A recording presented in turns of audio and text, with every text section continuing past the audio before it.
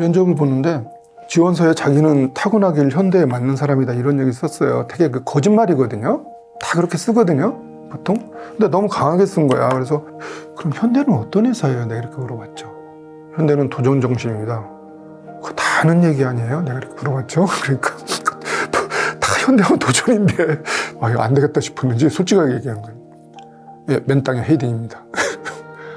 남성, 여성을 통틀어서 이런 질문했을 때 맨 땅의 헤딩 처음 나왔어요. 수천 명을 만나봤는데 왜 그 어려운 자리에서 저 사람들이 고위 임원들인 거 아는데 그런 답변을 안 하거든요. 아무리 그래도. 그래서 재미있다 싶어가지고 몇 가지 질문을 더 해봤죠. 솔직한 표현이었어요. 제가 직접 채용을 시도했던 사람들 중에는 기억에 남는 사람, 물론 수천 명을 봤겠죠, 지금까지 뭐. 그 대한민국의 뭐 좋은 대학에서 공부 잘했던 애들이 그렇게 몰려오는 회사였으니 뭐 얼마나 많이 만났겠어요. 뭐 회의 이유수대부터 시작해서 좀 한 서너 가지만 얘기해 줄게요. 저는 그 사람의 태도나 마음가짐을 많이 봐요. 그 사람이 가지고 있는 역량이나 재능은 그 정도, 저는 서울에 있는 대학만 나와도 할 수 있다고 봐요. 이상한 사람만 아니면, 일은.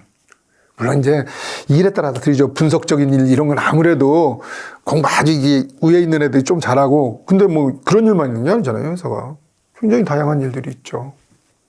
그리고 이제 그 후에 리더가 되면 또 이 리더십 역량은 또 다른 문제고, 아주 쉬운 문제 같지만 그런 질문을 갑자기 던져가지고 이 친구가 어떤 답변을 하나 볼 때 많아요. 그 책에 써있던 것 중에 하나가 당신은 행복하려면 뭐가 필요해요? 단어 3개만 얘기해 주세요. 뭐 이런 거. 근데 가장 지금 기억에 남았던 게 저는 제가 세상을 바라보는 시선입니다. 라는 표현. 그때 시선과 배려인가 이해인가 뭐 이렇게 나왔는데 존중인가 뭐 그렇게 나왔는데 그 시선이라는 거에 제가 괜히 꽂혔어요. 그리고 그 사람 그 단어들이 다 보면 되게 많은 사람들이 외부 환경을 얘기해요. 가족들하고 친해야 된다. 내가 아닌 가족이잖아요. 돈이 좀 있어야 된다. 예? 뻔해. 그리고 사랑하는 사람과 같이 살아야 뭐 이런 것들이잖아요. 그건 나 혼자 할 수 있는 거 아니에요. 근데 이 사람 얘기하는 건 다 본인 얘기야. 제가 굉장히 놀랐어요. 그때 자리에 서너 살 했을 텐데 여성이었고 그래서 그냥 뽑았죠. 되게 일을 하다 보면 모든 문제가 생겼을 때 첫째 자신부터 돌아봐야 돼요. 많은 사람들은 외부부터 돌아봐요. 그러니까 문제 해결이 늦어져요. 의외로 밖에서 찾아요. 문제가 생기면. 그러다가 나쁜 사람은 남 핑계 대. 이래서 안 됐어요. 정말 비겁한 일이죠. 이 사람은 삶의 태도가 다른 거죠. 그래서 그냥 뽑았는데 지금까지 잘 근무하고 있더라고요. 한 17년 된 것 같은데. 뭐 잘 뽑은 거죠, 어쨌든. 또 하나는 이제 화살표 청년이라고 들어보셨어요? 아니요. 한 8년 전에 제가 바쁘게 일하다가 신정 연휴 때 쉬다가 TV를 봤는데 1년 동안 무슨 미담을 전하는 프로그램이 있더라고요. 뭐 젊은 청년 하나가 자전거를 타고 다니면서 시내버스 이 정류장 표시 있잖아요. 이 버스가 어디로 간다. 근데 서울시에서 그걸 잘못 만든 거야. 방향을 하나도 표시 안 해놓은 거야. 그 사람들이 거꾸로 타는 거야. 그런 걸 몇 번 본 거예요. 그래서 이 친구가 화살표를 제작을 한 거예요. 거기에 맞게. 얼마나 제작했는지 모르겠어요. 그걸 사이클 타는 게 취미였는지 사이클을 타고 다니면서 정류장마다 그걸 탁 화살표 붙인 거야. 자기 돈 들여서. 그게 미담으로 소개가 되더라고요. 근데 마지막에 이제 그럼 최근에 이 사람이 어떻게 지내냐 나오잖아요. 한 뭐 6개월이나 뭐 1년이나 이렇게 지났을 거 아니에요. 근데 취업 준비하고 있다고 내가 거기서 확 꽂힌 거야. 현대영차 이제 인사총괄하고 있으니까. 그래서 내가 그 다음날 신정연휴 끝나자마자 채용팀장 불렀죠. 야, KBS에 전화해. 옛날에 화살표 청년, 그쪽에다 전화해서 PD나 누군 그 제작국에다 전화해서 연결 전화번호 알아달라. 그 친구는 대졸은 아니었어요. 칼리지 출신인데, 그래도 이제 자리를 하나 봐서, 그 사람은 이제 헌신, 협력, 이쪽을 굉장히 좋게 본 거죠. 그래서 그 친구 할 만한 자리에, 사회봉사 지원팀 하는, 워낙 큰 회사니까, 정말 어려운 사람 돕고 이런 일을 많이 하잖아요.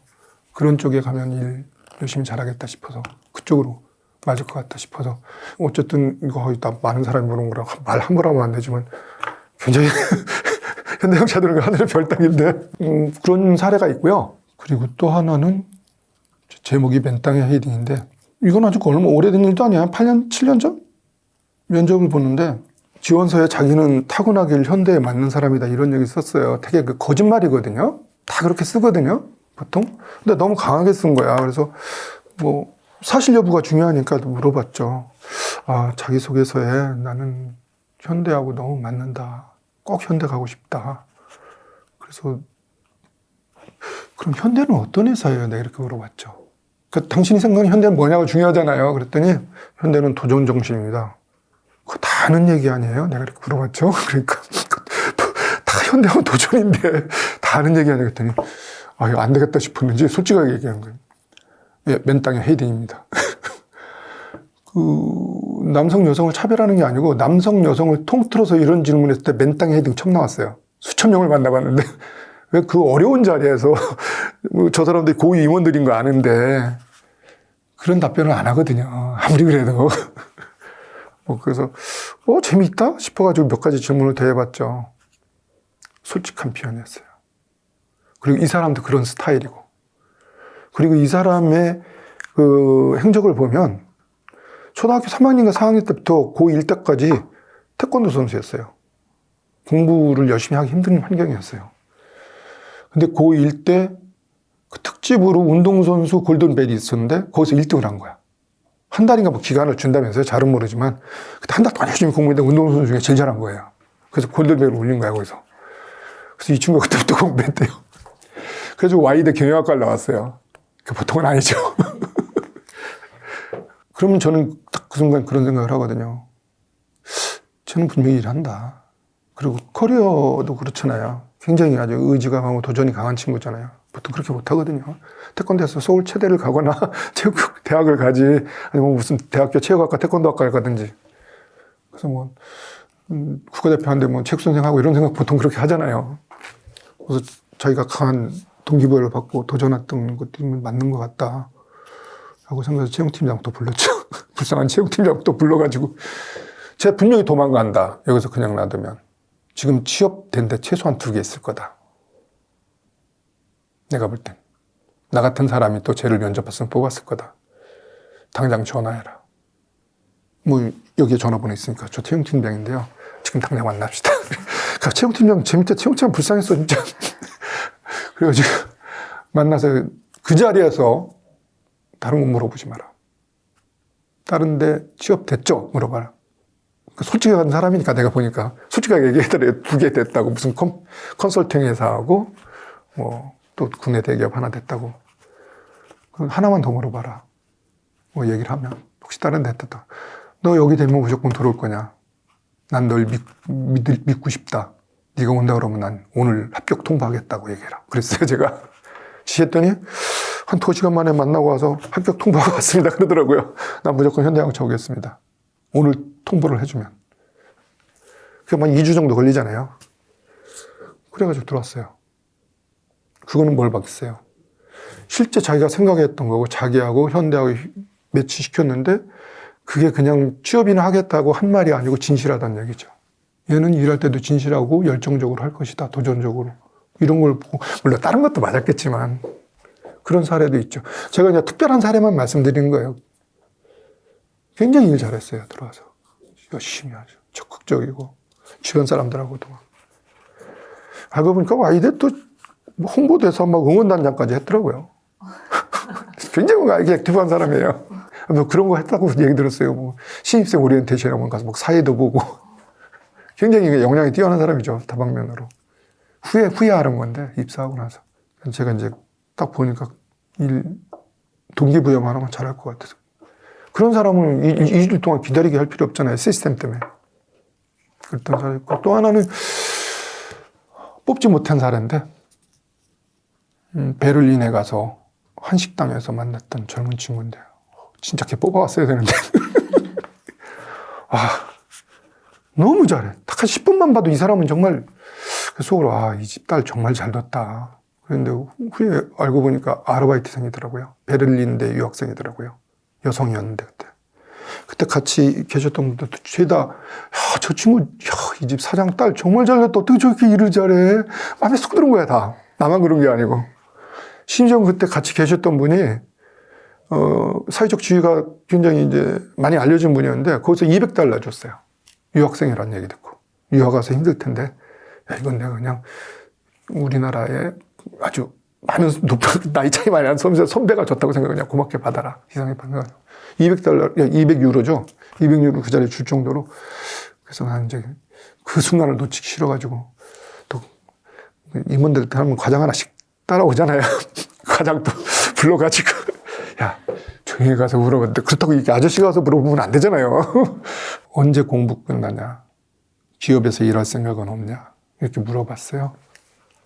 근데 저는 기업에서 일할 생각이 없고, 첫째, 영화 공부를 한다고 했던 것 같아요. 그래서 되게 안타까웠어요. 이 사람은요, 아르바이트생인데, 그래도 돈 올린 거죠. 이 식당의 주인이에요, 제가 볼 때. 그리고 진짜 고객을 왕처럼 모시는 거예요. 저런 자세로 일을 하면 못할 수가 없어요. 그것 때문에 이제 제가, 야, 저 친구, 뭐, 전공이 뭔지 모르지만, 전공도 상관없어. 자세가 되면 다 해요. 웬만큼 머리 있으면 일 뭐. 여담이지만 제가 영문학 전공하고 인사할 거라고 누가 생각했어요. 영업이나 이런 쪽에서 일하죠.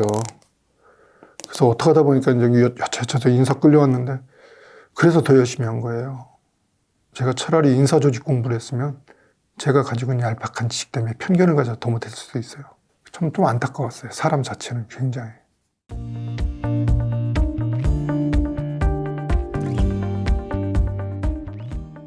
그런 말을 해요. 이 금은요, 흙이 묻어 있잖아요. 언젠가 드러나요.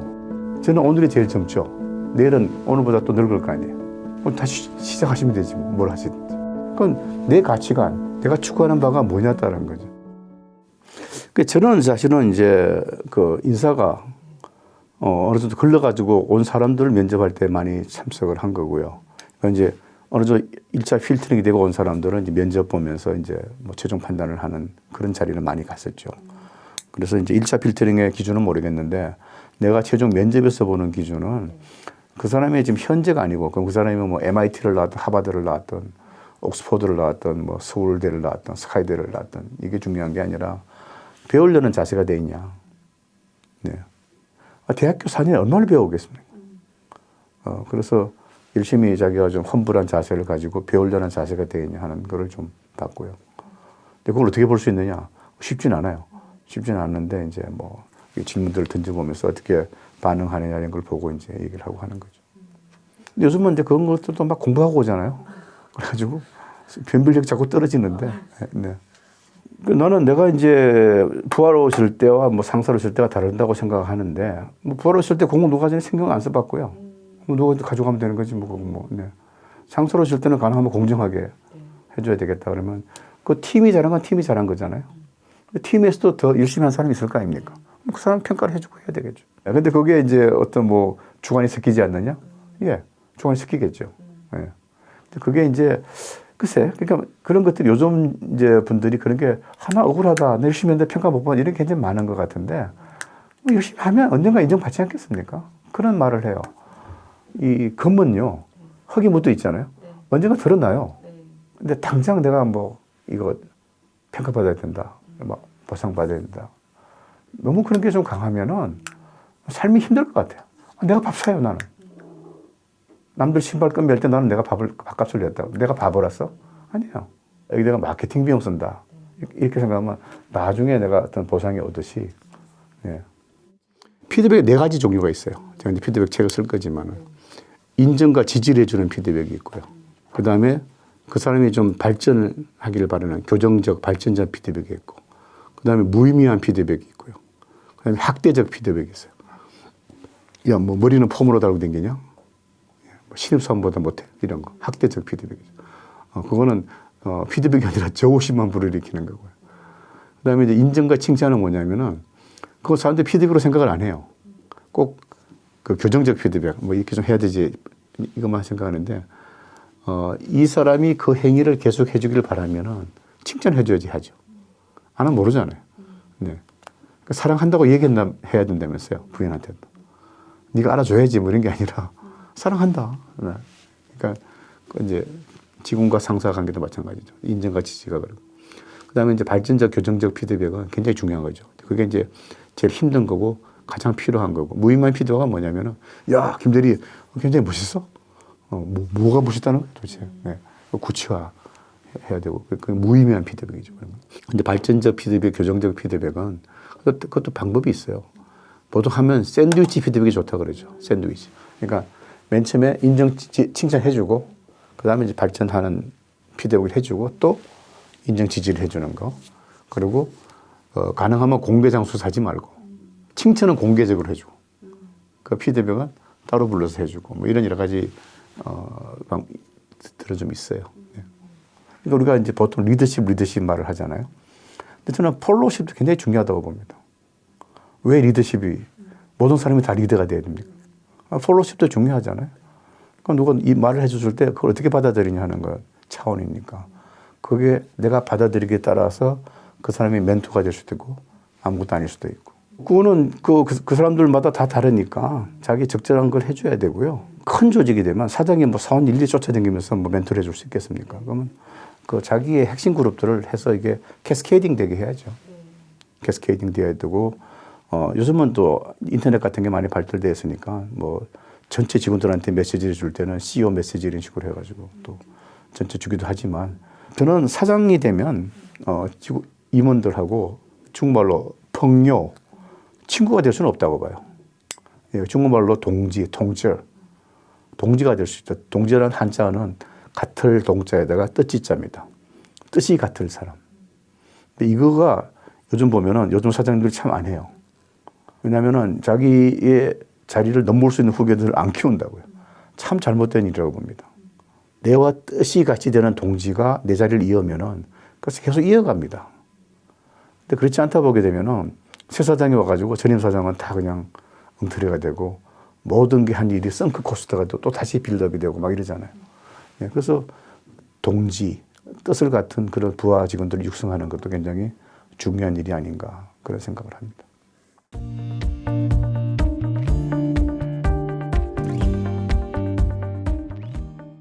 똑똑하게 일하는 방법이 되게 여러 가지가 있다고 생각이 들어요. 하지 말아야 될 일을 안 하는 거. 그것도 되게 중요하거든요. 근데 의외로 그런 일들이 많이 있어요. 또 제가 이제 좋아하는 표현 중에 하나가 쉬운 일은 쉽게 하고 어려운 일은 어려운 일답게 하는 거. 그러니까 너무 어렵게 일을 하고 나서 뻔한 결과를 가져오는 케이스들이 의외로 많이 있어요. 근데 제가 이제 근데 그 중에서도 이제 중요하게 생각하는 거는 사람이 사람을 평가를 하잖아요. 어떻게 보면 가장 손쉽게 신뢰를 얻을 수 있는 방법 중 하나가 시간 지키는 거거든요. 시간을 지키고 시간에 대한 생각을 자기가 형성한다라는 거는 뭐 좀 거창히 말하면 자기 어떤 뭐 도덕관념이라든지 그런 거와 비슷한 것 같아요. 그러니까 열심히보다는 이 일에 대한 태도, 그게 더 중요한 것 같아요. 그러니까 단순히 우리가 그냥 내 노동력을 줬으니까 난 이만큼의 임금을 받고 나 이 정도 일을 하면 돼 라는 게 되게 쿨한 것 같지만 소위 이제 서구권에서 넘어온 많은 문화들이 되게 이제 어떤 쿨함을 너무 강조하는 경우들이 있거든요. 거기 안에서 그 조직원들이 어떤 건전한 행복을 누릴 수 있을까? 제가 진짜 면접을 1000번 넘게 봤을 것 같은데 어느 정도 공력이 쌓였겠죠. 이제 1000명이 넘는 사람들하고 인터뷰를 해보고 검증도 다 사실 해본 거잖아요. 사실 어떤 태도, 일에 대한 태도가 갖춰져서 그 일을 하게 되면 의외로 저는 대체 불가능성을 가지는 것 같아요. 느낌이. 그 일을 잘하는데 그런 태도를 가진 사람이 의외로 많이 없어요. 그런 걸 아는 게 되게 중요한 것 같아요. 내 강점이 뭔지 명확하게 설명할 수 있어야 될 것 같아요. 똑똑하게 일하는 방법이 되게 여러 가지가 있다고 생각이 들어요. 그러니까 적절한 도구를 잘 쓴다. 이것도 똑똑하게 일하는 것이고 우선순위를 잘 정한다 라는 것도 똑똑하게 일하는 것이고 하지 말아야 될 일을 안 하는 거, 그것도 되게 중요하거든요. 근데 의외로 그런 일들이 많이 있어요. 안 해도 되는 일을 하고 있을 때. 또 제가 이제 좋아하는 표현 중에 하나가 쉬운 일은 쉽게 하고 어려운 일은 어려운 일답게 하는 거, 되게 중요한데 그걸 또 섞는 경우가 있거든요. 그러니까 너무 어렵게 일을 하고 나서 뻔한 결과를 가져오는 케이스들이 의외로 많이 있어요. 그러니까 그렇게 하지 않는 게 이제 똑똑하게 일하는 것이고. 근데 제가 이제 그 중에서도 이제 중요하게 생각하는 거는 좀 맥락을 파악하는 걸 되게 중요하게 생각을 하는데, 맥락이라는 건 결국 그 전과 후를 바라보고 그 사이에 대한 느낌을 아는 것, 결정하는 거잖아요. 그러니까 때로는 그게 어떻게 보면 뭐 공감 능력으로 표현이 될 수도 있고, 이게 진짜 새롭게 하는 일인지 지금 중간 과정에 있는 일인지 마지막으로 달려가는 일인지에 따라서 똑같은 일이지만 다르게 해야 되는 것들이 있기 때문에 결국 아까 이야기한 그런 똑똑함의 여러 가지 일 스타일들을 잘하기 위해서 그 근간에서 필요한 게 뭐냐라고 저에게 묻는다면 저는 맥락을 파악하는 게 되게 중요하다라는 생각을 많이 갖고 있고요. 그런 사람 친구들이 일을 잘한다 라고 저는 또 생각을 합니다. 근데 결국 그게 이제 여러 가지로 편이 되거든요. 뭐 공감 능력이 좋다, 뭐 소통을 잘한다, 뭐 표현을 잘한다, 뭐 일머리가 있다 등등을 하는데, 어쨌든 저는 그 근간에 깔려 있는 중요한 키워드를 하나 뽑으라면 좀 맥락을 좀 아는 게 되게 중요하다고 생각을 하고 있어요. 사람이 사람을 평가를 하잖아요. 근데 그 중에서 어떻게 보면 가장 손쉽게 신뢰를 얻을 수 있는 방법 중 하나가 시간 지키는 거거든요. 근데 물론 시간을 잘 지킨다고 사업을 잘하거나 성과를 잘 내는 거하고는 또 약간 거리감이 있지만, 그래도 분명한 거 확률을 높여주는 건 맞는 것 같아요. 이 사업이라는 게, 일이라는 게 그 사람의 관심을 끈다든지 신뢰를 얻어가는 과정 중이거든요. 그랬을 때 그 시간을 지키는 게 기본적으로 그런 신뢰감을 형성하는 가장 기본의 틀이고, 그걸 잃어버리고 나서 다시 신뢰를 얻으려면 진짜 시간이 많이 걸리거든요. 그러니까 어떻게 보면은 그냥 게임 이론처럼 시간을 지키는 게 무조건 이득이에요. 그건데 또 나에게도 이득이고. 그래서 저는 그냥 그런 생각을 하다 보니까 갈수록 시간도 잘 지키는 것 같고, 예전보다는 우리 코리안 타임 뭐 해가지고 조금씩 늦거나 뭐 하거나 하는 일들이 이제 있잖아요. 옛날에는 조금씩 이제 그런 시간에 대한 개념들이 있었지만, 그래도 가끔씩은 이제 어떤 타협 같은 부분들이 있었다고 하면은 요즘에는 저 스스로도 더 시간을 많이 지키는 것 같고, 그렇지만 남들한테 강요는 덜 하는 것 같아요, 요즘에는. 예, 그러니까 아까 전에. 왜냐면 그거 자체로 이제 그 사람을 볼 수도 있는 거고, 또 그게 막 시킨다고, 강조한다고 되는 부분도 아니고, 약간 저거 같아요. 그러니까 시간을 지키고 시간에 대한 생각을 자기가 형성한다라는 거는 약간은 뭐 좀 거창히 말하면 자기 어떤 뭐 도덕관념이라든지 그런 거와 비슷한 것 같아요. 시간에 대한 자세가. 예. 그러니까 열심히보다는 이 일에 대한 태도, 그게 더 중요한 것 같아요. 그러니까 일을 잘하기 위해서는 어쨌든 그 이 일을 진지하게 대하고, 단순히 우리가 그냥 내 노동력을 줬으니까 난 이만큼의 임금을 받고 나 이 정도 일을 하면 돼 라는 게 되게 쿨한 것 같지만, 저는 일에 대한 좋은 자세는 아니라 생각을 하거든요. 이 일에다가 어떤 의미를 담고, 그리고 그 일을 하다 보면 꼭 일에는 문제들이 생길 수밖에 없는 속성이 있단 말이죠. 그럼 이제 그 일들을 대할 때의 태도들, 그래서 결국 또 혼자 해결하지 못하니까 남들을 또 결국 설득도 해야 되고, 남들의 얘기를 내가 또 들어줘야 되고 하는 과정에서 보면 일에 대한 이제 태도들이 드러나거든요. 그게 더 중요한 것 같아요. 그럼 결국 그게 이 영향을 미치거든요, 주변에. 그리고 그렇지 않은 사람들이 못 견디게 되고, 그러면은 제가 볼 때는 이제 그런 걸 좋다고 생각했을 때 이제 좋은 사람들이 더 많이 모이게 되고, 그럼 일이 더 잘 되고, 이런 게 있거든요. 그래서 이 일에 대한 태도, 그리고 사람에 대한 태도, 소위 이제 이 서구권에서 넘어온 많은 문화들이 되게 이제 어떤 쿨함을 너무 강조하는 경우들이 있거든요. 야, 너 능력이 막 돈 받고, 막 이게 다 그냥 이렇게 조건 맞으면 다니고 아니면 말고, 막 이런 식으로 해가 그게 되게 쿨하다 생각이 들지만, 저는 그런 조직 문화는 굉장히 전 반감이 있고, 거기 안에서 그 조직원들이 어떤 건전한 행복을 누릴 수 있을까? 난 아닐 것 같다는 생각이 들거든요. 물론 거기서 진짜 성과를 내는 방법일 수 있으니까 인정은 하겠지만, 저는 싫다는 거예요. 전 대신에 좀 일에 대한 태도, 그것으로 동료들에게 신뢰를 주고, 또 공동의 목표에 대해서 우리가 어느 정도는 같이 갈 수 있다는 믿음 같은 걸 주고 하는 그런 태도가 저는 제일 중요하다는 생각이 듭니다. 그러면서 성과 내는 치면 너무너무 좋고요. 예. 저는 웬만하면 들어가려고 하는 거, 아직도. 예. 그러니까 일단은 제 시간이 허락하는 한도에서는 가능하면 들어가려고 하는. 제가 면접을 보는 제 스타일이 좀 있어요. 뭐냐면 저는 우리 회사 들어오려고 하는 분이 어떤 생각으로 대학교를 진학을 했고, 과를 정했고, 그걸로 이제 커리어 패스로 이제 직장 구할 때까지 어떤 과정들을 겪었고, 예를 들어서 성적이 안 좋다. 대학교도 성적 안 좋을 수 있죠. 그러면 이제 성적 안 좋은 것만큼은 뭘 채웠을 거잖아요. 그럼 그걸 뭘 채웠는지. 이런 것들을 좀 저는 시간순으로 좀 세세하게 물어보다 보면 일단 그 사람이 좀 보이거든요. 사람이 내가 해석하는 부분에서 어떤 스타일의 사람이구나. 그리고 뭘 중요하게 생각을 하는 거가 보여서 거기에 좀 시간을 많이 쓰는 거예요, 초반에. 또 다른 부분에서는 이제 제가 그 면접을 딱 보면서 나름대로 이제 예를 뭐 기획 직군이다, 개발 직군이다라고 하면은 요 포지션에서 이제 필요한 핵심적인 어떤 뭐 경쟁력이나 가치 같은 것들을 몇 개 키워드를 적어 놓고 거기에 맞는 질문을 그때그때 사실 하는 편이고요. 또 유튜브 뭐 보는지, 유튜브 구독 채널만 보면 그 사람의 이제 취미와 시간 소비가 다 보이거든요. 그런 것들을 쭉 질문하고 나면은 얼추 이제 그 1시간 정도 시간에 이제 어떤 성향의 사람인지는 좀 보이는 것 같고, 제가 이제 가지고 있는 사람 뽑는 원칙 중에 하나는 하여튼 그렇게 시간을 썼는데 이 사람의 어떤 정체성이 잘 드러나지 않을 때가 있어요. 왜 그러냐면 어쨌든 면접이기 때문에 본인이 되게 잘 보이시단 말이에요. 그러면은 스스로 자기가 아닌 질문, 답변들을 하게 되면 가끔 정체성이 혼동이 와요. 그럼 안 뽑아요, 저는. 예, 일단 정체성이 안 드러나면. 그러면서 종합적으로 판단을 해서 뽑죠. 그리고 제가 진짜 면접을 1000번 넘게 봤을 것 같은데 어느 정도 공력이 쌓였겠죠, 이제. 1000명이 넘는 사람들하고 인터뷰를 해보고 결국 그렇게 뽑아서 검증도 다 사실 해본 거잖아요. 이제 그게 이제 좀 체득이 돼 있는 것 같아. 예. 그럴 때가 있어요. 뭐냐면 정말 작은 부분인데 제 나름대로 그 사람이 보일 때가 있어. 그러면 이제 되게 고민될 때가 있거든요. 아, 그 찰나에 그걸로 이 사람을 판단해도 되나? 근데 대부분은 보통 한 7, 80%는 맞더라고, 보통. 그러면 이제 아닐 수도 있는 20, 30% 때문에 그 사람을 뽑아야 되느냐? 안 뽑죠. 그냥 그럴 가능성이 없어도 안 뽑죠. 왜? 어쨌든 실수는 줄이고 싶으니까. 그래서 좀 그런 직관적인 부분에도 많이 귀를 기울이고 있습니다.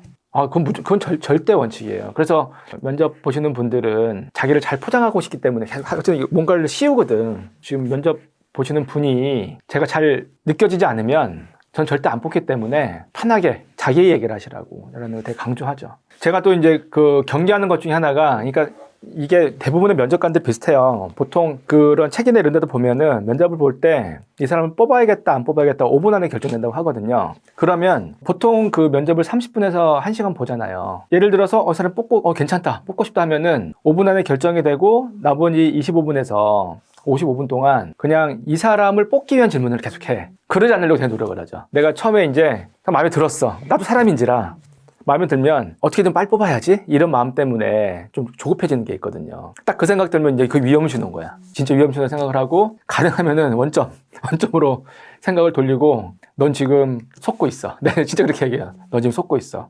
얘한테 지금 속고 있어. 진짜 이 사람을 알기 위한 질문을 해. 라고 해가지고 냉정하게 질문하려고 되게 노력을 해요. 그 대체 불가능성이라는 표면적으로 갖고 있는 뜻이 당연히 있죠. 그냥 뭐 내가 예를 들면 어떤 특허가 있고 그 특허를 실행할 수 있는 게 나밖에 없다면 대체 불가능한 거잖아요, 사실은. 그 사람의 대체 불가능성은 저거 같아요. 목소리 같은 것 같아. 뭐냐면 사람이 그렇게 몇십억 명이 있는데도 다 다른 목소리 갖고 있잖아요. 되게 신기하지 않아요?